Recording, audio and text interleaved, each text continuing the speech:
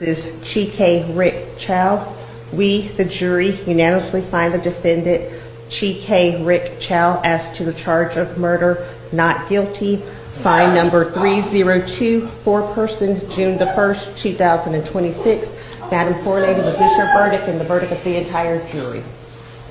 Yes, ma'am, it was. Thank you.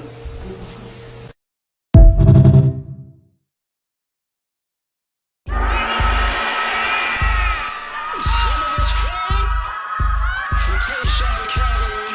Some people are stand up in lines. Some people are sit and cry. What's happening? Rick Chow found not guilty of killing Cyrus Carmack Belt. Am I surprised? No. It's normal. Now think about this in the upcoming case with Carmelo Anthony and Austin. I'll be forgetting his last name. Austin Metcalf. Even if they have a tape showing that he got assaulted or jumped, usually juries and courts to find a way to technicality their way into, well, we got to get them on something. This is America. The jury, the people on the jury are going to go home and they technicality their way out of this. If y'all don't know what happened, let me rewind this. Kid goes into basically a convenience store, gas station, corner store, convenience store type of place, whatever it is. Walks in with a backpack. They tell him to take the backpack off. He takes the backpack off. He goes to he goes to the freezer to get some water. The lady follows him. She's standing behind him. He pulls out the water. She's looking at him. He just puts back the water. He stands there, just says, you know what? Turns around, leaves. Get the backpack. Then, as he gets the backpack and he just walks out, then all of a sudden, they're like, you stole something. Well, as he's turning, you stole something. So he shakes his hoodie and is like, see, I don't have anything. And then he takes his backpack and he leaves. So he walks out, and once he's out, takes a few steps out or whatever, the son chases him, just runs out, starts chasing him. So now it's a foot race. Then the father runs out after that.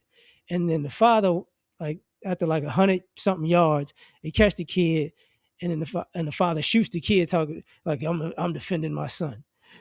And so now he's not guilty. This goes back to, think about it. Trayvon Martin. I forgot Akai Gurley. Even when the L.A. riots, when was that a Korean lady who shot the girl who was buying trying to pay for the orange juice. And it's that concept of, oh, you're black, I'm scared, I have stereotypes. So if I kill you, it was a mistake. I didn't know. And then you have, a jury normally of peers, not black people. They go, yes, I would have done the same thing. It's a mistake. But then if you turn around and put this situation and say it was a black store owner chased around some Asian kids and then shot them, it's murder. We all know this to be true. Now, I'm going to say this.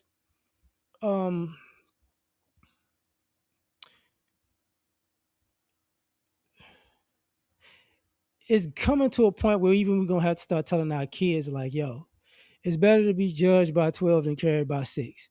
Because these people are going to harass you. They're going to assault you.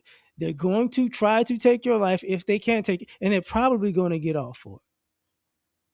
You get what I'm saying? That's the whole thing with the whole Chuck the Builder situation. And even when people go, he he can get off. Yeah, I mean, you get a white jury, and and then they go, well, he's just a good old boy. He didn't mean any harm. That Yeah, I know what he wrote on the internet. I know what he's been doing, but there's no reason for even if he pulls a gun out and he shoots you once or twice, you shouldn't throw a punch. You shouldn't defend yourself. That's the general consensus of America. It's pretty much the same as a police shooting. there's pretty much no police shooting where the police go, okay, he's in the wrong. Most police shootings, when they go public, they're gonna go, oh, it was a good shoot. It's the same thing, when you put the racial dynamic in. And um people know that. Even you remember when the case with the African dude who was picking a fight with the guy in the McDonald's, and he shot him. He's black, he's African. It's the same issue. It's the same issue. Is anything gonna happen to? I don't think anything happened to that guy, if I'm not mistaken. And they were like, "Oh man, he was walking away and you popped him." It's like, yeah, man, that's what y'all are on. And the annoying part of this. These type of situations are always looming over our heads as black folks when we're in confrontations with people. Y'all act like we just got to go for one, for one, for one, for one. Oh, this is a special circumstance, and you don't have to worry about this. It's like, no, we know this, and y'all know this. Y'all know y'all could pick a fight and lose a fight, and we go to jail. Y'all know y'all could pick a fight, start a fight, swing first, get punched, and then shoot us and go home. That's what it is. And I've talked about that before when I talked about black people in self-defense against non-black people. It's just, it's one of those things where you get these juries that go not guilty, and then all of a sudden, a month, 2 months, 6 months goes by, and then you get this anonymous, this juror who's anonymous on NBC, ABC, CNN. Oh, I was just being pressured, and we were just so tired, and now I think I made the wrong decision, and I'm some rats. I just want people to know I feel guilty. Shut up. Or somebody they were bullying in the jury room, and if we didn't give them a not guilty verdict, we were never gonna leave. So I didn't want to be there one more hour, so I just went along with it. Oh, okay. Right.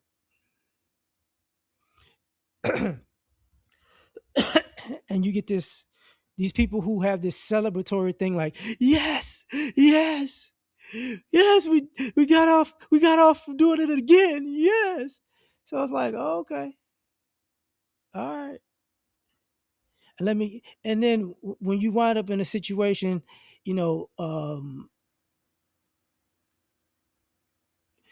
if you wind up in this situation and you're a black person and you wind up on the winning end of this, then people have a whole nother framework. This person woke up in the morning and they were thinking of doing this to anybody. And, when they saw a person, they just went all violent. It's like, bro, because what winds up happening with us is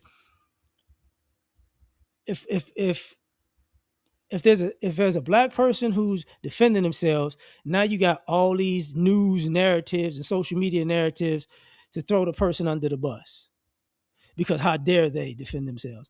And then when there's on the flip side of that, and it's a non-black person who quote unquote killed a non-black person who quote unquote killed a black person. Oh, this poor angel would never touch a soul, and this crazy incident happened that could happen to anybody. And if it was you would chase a person out of after they left a store because you thought they stole something, and you would shoot them because of it.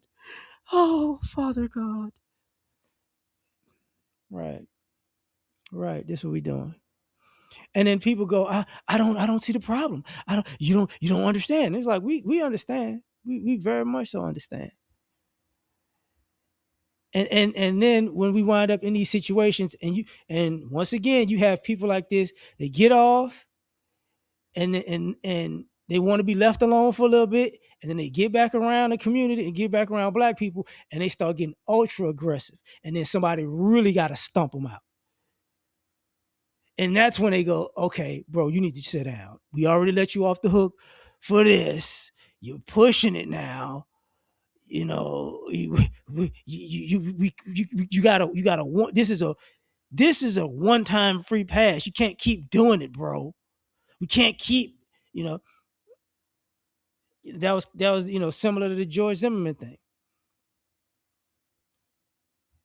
Y'all give these free passes with us, and then people go, "Oh, racism isn't existing.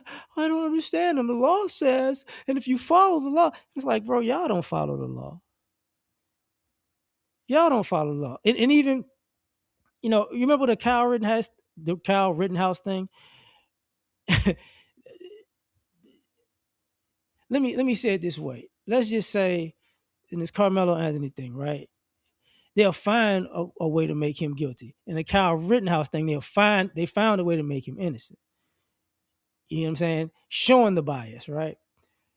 And in this situation with Rick Chow, you know, they just sat there and played dumb the whole time. It's like, I don't know.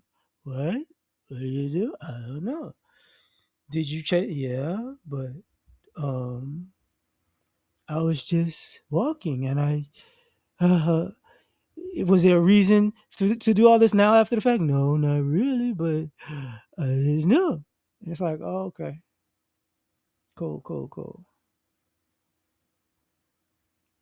And I gotta say this about the lawyers in these situations. Because I've seen lawyers throw cases when the person was black and on the stand. Nah. So your lawyer that's supposed to be fighting for you, they'll throw the case.